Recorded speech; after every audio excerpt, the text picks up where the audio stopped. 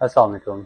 सबसे पहले ब्रेमन की जो बुक है उसमें से हम लोग देखते हैं जो कि Bryman A Bell E business research methods हैं। इसका चैप्टर नंबर 4 है लिटरेचर रिव्यू।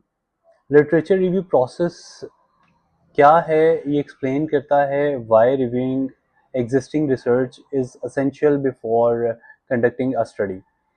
इसमें अगर हम लोग बात करते हैं तो सबसे पहले समटाइम क्या होता है कि हम लोग रिसर्च करने से पहले कुछ आर्टिकल्स रीड आउट करते हैं एक लेआउट समझने के लिए। इसमें सब उसके साथ हम लोग रोल और इम्पोर्टेंस क्या है लिटरेचर रिव्यू की वो देखते हैं। ब्रेमन के अकॉर्डिंगली लिटरेचर रिव्यू एक कोर फाउंडेशन है किसी भी रिसर्च प्रोजेक्ट की। स्पेशली डिसर्टेशन और थीसिस में भी हमें बहुत ज़्यादा काम आता है। फिर हम आर्टिकल लिखते हैं उसमें बहुत ज़्यादा हेल्पफुल होता है।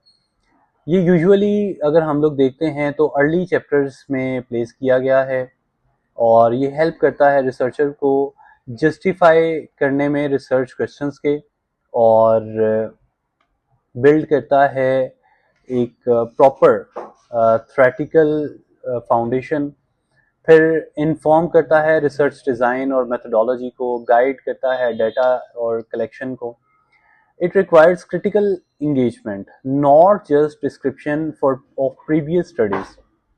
Researchers must decide what literature to include and exclude. यानी ज़ाहिर है वो अपने अपने वेरिएबल्स के अकॉर्डिंगली कौन सा प्रेफरेबल डाटा है, लिटरेचर है जो इंक्लूड करना है या नहीं करना, which requires judgment and understanding of the field. Second चीज़ आ जाती है function of literature review in research. Conceptual function है, मेथडोलॉजिकल फंक्शन है और प्रैक्टिकल फंक्शन है। सबसे पहले कॉन्सेप्चुअल फंक्शन की अगर बात करते हैं, it identifies existing knowledge and theoretical debate, shows how current research fit into the academic conversation, help refine research question and hypothesis.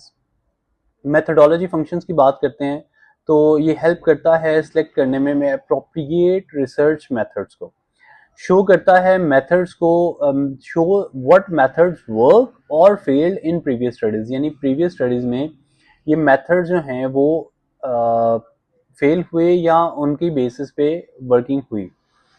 फिर प्रैक्टिकल फंक्शंस की बात करते हैं तो प्रिवेंट डुप्लीकेशन ऑफ रिसर्च, यानी हमें डुप्लीकेशन ऑफ रिसर्च का पता चल जाता है ताकि वो ना हो। आइडेंटिफाई करते हैं हम लोग रिसर्च गैप को ताकि उसके ऊपर हम मजीद काम कर सकें, और हेल्प किया जाता है या जस्टिफाई करने में हेल्प करता है ओरिजिनलिटी को और कंट्रीब्यूशन को जो नए आने वाले रिसर्चर्स हैं उनकी तरफ से।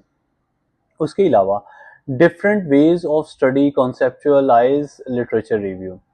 सबसे पहले अगर हम लोग बात करते हैं कि एक लिस्ट अप्रोच होती है, सर्च अप्रोच होती है, सर्वे अप्रोच है, लर्निंग व्हीकल है, रिसर्च फैसिलिटेटर हैं। तो ये सारे क्या हैं हमारे पास एक लिटरेचर रिव्यू के कुछ डिफरेंट स्टेजेस हैं जहाँ पे हम लोग उसकी मेच्योरिटी चेक करते हैं। फिर टाइप्स ऑफ लिटरेचर रिव्यूज है। टाइप्स की अगर हम लोग बात करते हैं तो सबसे पहले सिस्टमेटिक रिव्यू है। इसकी सिस्टमेटिक रिव्यू की कुछ कैरेक्टरिस्टिक्स हैं। उन कैरेक्टरिस्टिक्स की अगर बात करते हैं तो स्ट्रक्चर्ड एंड ट्रांसपेरेंट प्रोसेस, उसकी हम लोग बात करते हैं। यूजेस प्री डिफाइंड इंक्लूजन और एक्सक्लूजन क्राइटेरिया है। Focuses on relationship between variables है। ज़ाहिर है हम लोग कोई भी लिटरेचर लिखते हैं उसमें हम लोग वेरिएबल्स को रिलेट करते हैं आपस में। ऑफन यूज्ड इन क्वांटिटेटिव और एविडेंस बेस्ड रिसर्च। फिर इसकी स्ट्रेंथ की बात करते हैं जो कि रिड्यूस करती है बायसनेस को, इम्प्रूव करती है रिलायबिलिटी को, अलाउ करती है एप्लीकेशन को। फिर लिमिटेशंस की अगर बात करते हैं इसी की तो ये रिजिड भी हो सकती है, ओवर एम्फसाइज भी हो सकती है और difficult to apply to qualitative research. फिर इसका दूसरा पार्ट है नैरेटिव रिव्यू। इसकी करेक्टरिस्टिक्स की बात करते हैं तो ये ब्रॉडर है, फ्लेक्सिबल है नरेट करना, लेस स्ट्रिक्ट इंक्लूजन क्राइटेरिया है। फिर focus on understanding and interpretation है। सूटेबल फॉर, ये क्वालिटेटिव रिसर्च के लिए सूटेबल है। इंडक्टिव थ्योरी इसमें डेवलप की जाती है और एक्सप्लोरेटरी रिसर्च की हम लोग बात करते हैं। फिर लिटरेचर रिसर्च स्ट्रेटेजी है और इलेक्ट्रॉनिक सोर्स ऑफ लिटरेचर है, यानी हम लोग डिफरेंट सोर्सेज से हम लोग अपना लिटरेचर चेक कर रहे होते हैं, कलेक्ट कर रहे होते हैं, जिसमें हम लोग अगर बात करते हैं तो एकेडमिक जर्नल डिबेट की बात कर लेते हैं, पब्लिशर प्लेटफॉर्म की बात कर लेते हैं, लाइब्रेरी कैटलॉग की बात करते हैं, न्यूज़पेपर्स हैं, या हमारे पास और बहुत सारे डिफरेंट चीज़ें हैं जिससे हम लोग अपने डाटा को या लिटरेचर को गैदर करते हैं। फिर इसके एंड पे हम लोग इसी से रेलिवेंट रेफरेंसिंग और बिब्लियोग्राफी की बात करते हैं। इंपॉर्टेंस क्या है? डेमोन्स्ट्रेट एकेडमिक इंटेग्रिटी है, शोज डेप्थ ऑफ रीडिंग है। फिर बिब्लियोग्राफी का रोल आ जाता है, हम लोग कोशिश करते हैं कि प्लेजरिज्म ना हो, अवॉइड करते हैं प्लेजरिज्म को, और जिसमें हम लोग कॉन्सिक्वेंसेस को भी चेक करते हैं, एकेडमिक पेनल्टीज को, लॉस ऑफ क्रेडिबिलिटी को, एथिकल वायलेशंस को। फिर literature review and research question develop की जाती हैं। ठीक है, तो ये हमारा है एक ब्रेमैन के बुक के पॉइंट ऑफ व्यू से। दूसरी हम लोग अगर बात करते हैं तो दूसरी हमारे पास बुक है सॉन्डर्स की। अगर हम लोग यहाँ पे जाते हैं, मैं इसको ओपन कर लेता हूँ, रिसर्च मेथोडोलॉजी एंड बिजनेस। तो दूसरी बुक है हमारे पास research methods for business students, और मार्क सॉन्डर्स, फिलिप लेविस और एंड्रियन थॉर्नहिल इन्होंने लिखी हुई है। इसकी हम लोग बात करते हैं तो हम लोग चले जाते हैं। सबसे पहले अगर हम लोग बात करें तो इसका भी लिटरेचर रिव्यू का चैप्टर है। अब लिटरेचर रिव्यू की अगर हम लोगों ने ब्रेमेन की बात की है तो इसकी अगर हम लोग बात करते हैं, ये एक्सप्लेन करता है लिटरेचर रिव्यू को क्रिटिकल इवैल्यूएशन के पॉइंट ऑफ व्यू से, कि एग्जिस्टिंग नॉलेज है relevant to research topic. The main aim is to position your research within existing academic debate and identify knowledge gap. इसके की purposes क्या हैं? Understanding है एग्जिस्टिंग थेरीज की, मॉडल एंड फाइंडिंग्स की, आइडेंटिफाई करता है रिसर्च गैप को और इनकंसिस्टेंसीज को, अवॉइड करता है डुप्लीकेशन को प्रीवियस रिसर्च की, रिफाइन करता है रिसर्च क्वेश्चन को, मेथोडोलॉजी को, और डेमोन्स्ट्रेट करता है एकेडमिक क्रेडिबिलिटी को। अब क्या चीज है जो लिटरेचर रिव्यू को क्रिटिकल बनाती है?